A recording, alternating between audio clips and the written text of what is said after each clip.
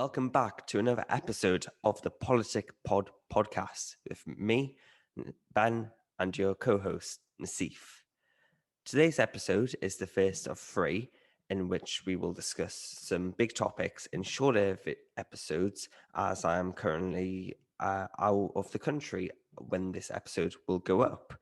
And today's episode is all about electoral reform, whether we should change the way that we vote in this country for our members of parliament. As ever, remember to leave a review on Apple Podcasts and follow us on all of our platforms and look and listen to all of our past and future episodes. So, our present system is known as first past the post, as many of you are aware, and we've used it for donkey's years. And essentially, the way it works, I think we're all familiar with it. There's different smaller constituencies, and whoever gets the most votes, whether they get 20% of the vote or they get 70% of the votes, they will be the member of parliament. So it's principally in use in the UK. I've got a quiz for you, Nasif. Can you name one other country other than in the UK where they use first past the post as their voting system? If I'm not incorrect, I believe India might do the same. I might be incorrect on that, but I believe India uses the same system because they also inherited the Westminster style of governance. Correct me if I'm wrong, but I believe that's the case. Yes, that is correct. India is definitely one of them, and the world's largest democracy at that. So let's get off the episode. We've used it for years, but it has many advantages and problems. So advantages, it provides a stable government, often a majority government, with some exceptions, and it's very simple to use and it gives local representation. However, it has many problems that many people have cited. Oh, my phone is ringing at the moment. But many feel that it's not fair and representative. For example, in a 2015 election, UKIP got 0.2% of the seats, yet 12.5% of the votes. There's a huge disparity. And there are some quite shocking examples. For example, in 2017, Theresa May got about a percentage less than Tony Blair did in 1997. Of course, Tony Blair won a massive landslide and Theresa May struggled. It became a hung parliament. And it happens to primarily, well, all parties, but primarily the smaller third parties, with not including Labour or the Conservatives. The Lib Dems have been pushing it for years. It's really heavily affected them in a bad way. So, what are some other ways we could do it? But first, before we get into that, what do you think about first past the post, Nasif? That's a very good question. I don't think of it as a perfect system. I do agree. I think to a large degree, there's a certain aspect of fairness that's lost in the system. As you explained there, UKIP had 12% of the national vote, but only less than a percentage of the actual of winning any particular seats. And I think this has been an issue. This is really the forefront of the argument for other systems, that first past the post isn't fair. It isn't exactly representative. The seats that we see in Parliament don't actually aren't particularly in line with the lines of voting that we find across the country. However, whilst of course it's not a perfect system, I would argue, I think really it is the best system. I think compared to other systems such as proportional representation, that's usually a popular alternative. I think first past the post does result in more majority governments far more often, and generally encourages constituencies as well, and allows MPs to be chosen not only for the national parliament, but also allows them to get involved in local politics, which I think is a good balancing factor that sort of balances out the fact that first past the post isn't necessarily as fair. Personally, I prefer the first past the post system, but understandably, there are many people across the country who would rather have it changed. Yeah. And well, majority of the country really shares your view, to be honest, at least when compared with AV, the alternative vote, in which you rank the different parties and the candidates from first to fifth, or however many there are. And that was, I say that because there's a referendum about it back in 2011. That was one of the big agreements of the coalition government. So David Cameron led the First Past the Vote campaign, and Nick Clegg, the Deputy Prime Minister at the time, led the Alternative Vote campaign. And, First Past the Post absolutely thumped the AV vote. I think it's about 71 to 29%. So a huge margin. Many cited AV as being too complicated. It could, the third place candidate could win it, which many felt wasn't fair. It's not what people want. It's too much of a compromise. And also, but then again, with people that are more supportive of electoral reform, they felt as though that phone change wasn't the best form of PR. And there's plenty of other ones we could have a look at. But one that's probably the most interesting, I'd probably say is the fairest, is the system they use in both New Zealand and Germany. So I'm going to break it down. So in Germany, half the seats are, so there's 598 seats in the Reichstag normally, 299 of them are elected within constituencies. So you get that local representation, much like we do in this country. And then they also get another vote to vote for whichever party they want. So it could be the CDU, the SDP, the Greens, FDP, and any of the German parties. And whatever percentage the party gets, that's the number of seats they get. And you might think, well, what if they already have more seats than their percentage? Then they have what's called overhang seats, in which they add a number until, if so the way it essentially works out is that if a party gets 20% of the votes, it'll get 20% of the seats. And you also include that local representation. I know this is a bit complicated, but there may be easier ways to explain it online, but many have said it's a fair system. What they do in Germany is have a threshold of 5% to get into parliament to begin with. Otherwise, you'd have very more small, minor, and often extreme parties, of course. The voting system in Germany really enabled the Nazi party to rise to power. Of course, it's slightly changed now.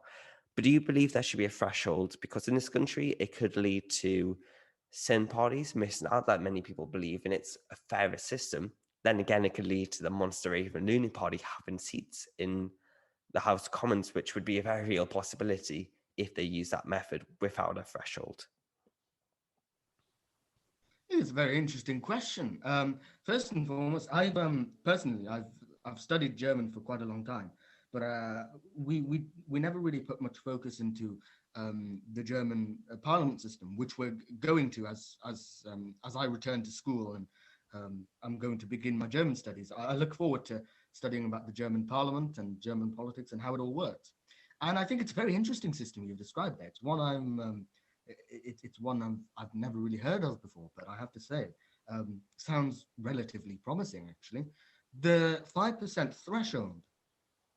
Now, this is a difficult one, admittedly, because on the one hand, the point of having a system like that is sort of trying to be fairer than first past the post, is to represent the popular vote fairly and to ensure that, quote unquote, everybody's voices are heard.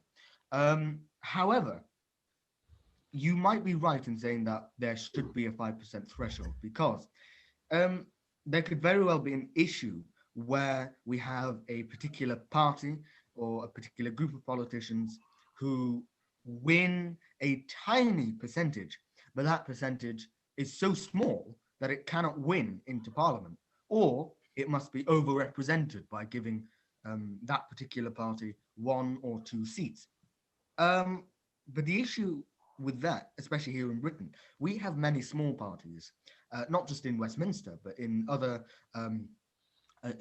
in other parts of the country, such as the Scottish Parliament, Welsh Assembly, and the General Assembly in Northern Ireland. We have loads of small parties who would probably not make it into Parliament on occasion, on some elections, if they were not to meet the threshold. And so we say, okay, well, if they can't get in, what fills in the gap?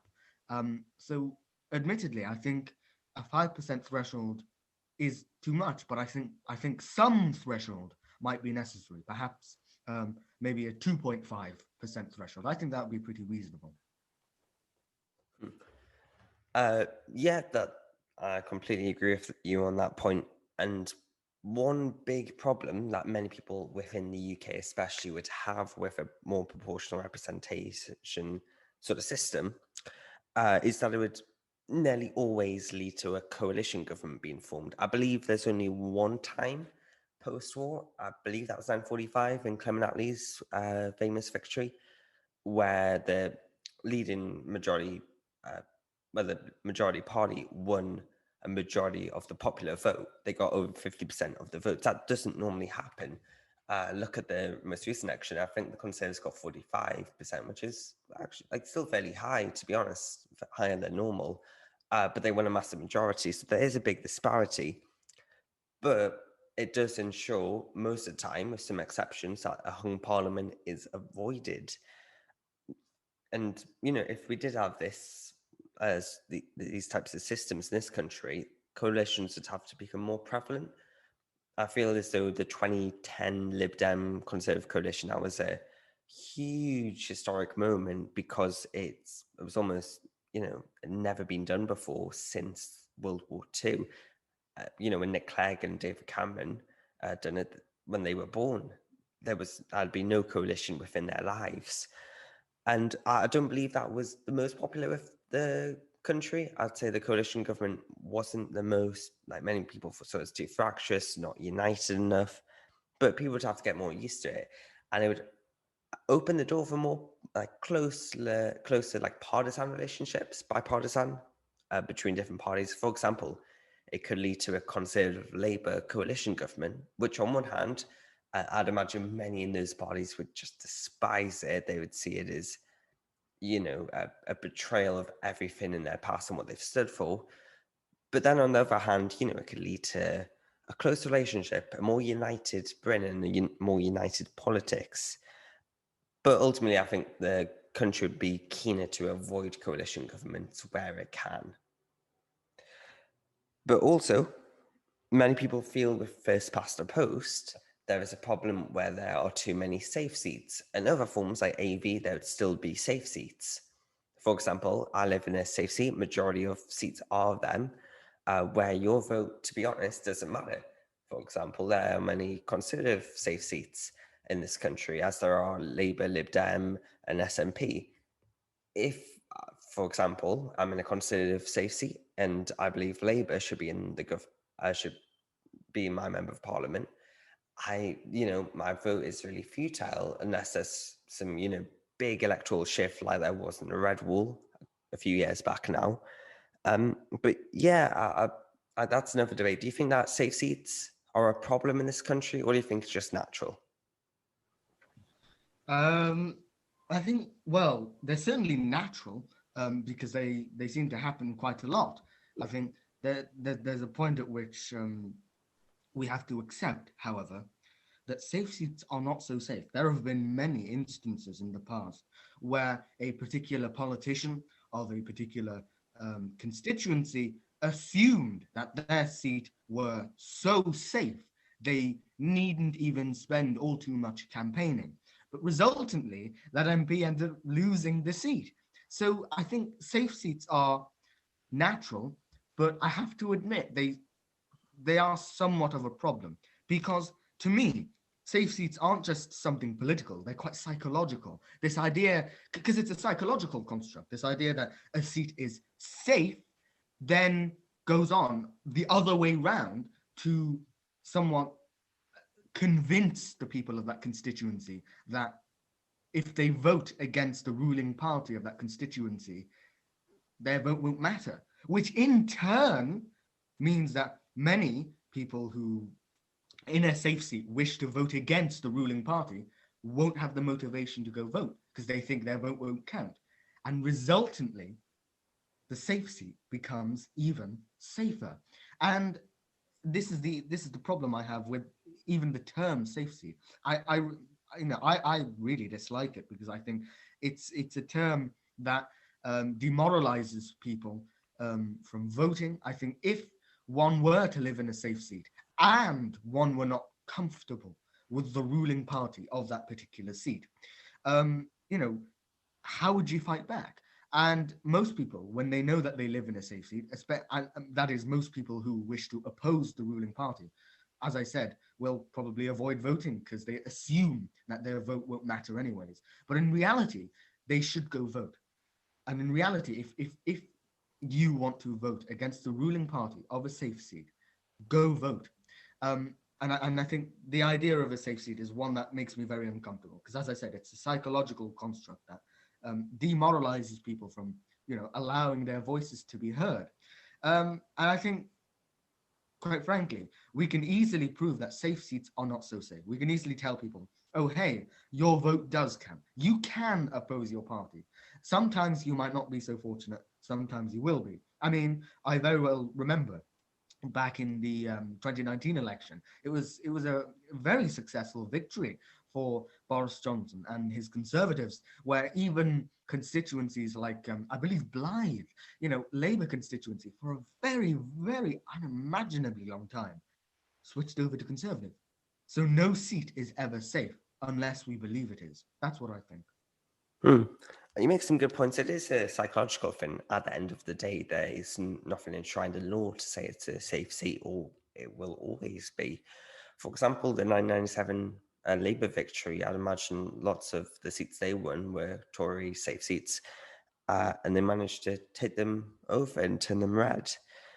Now, this is just the end of the episode. I wanted to talk a little bit about tactical voting, which we kind of we skipped over until about first past the post.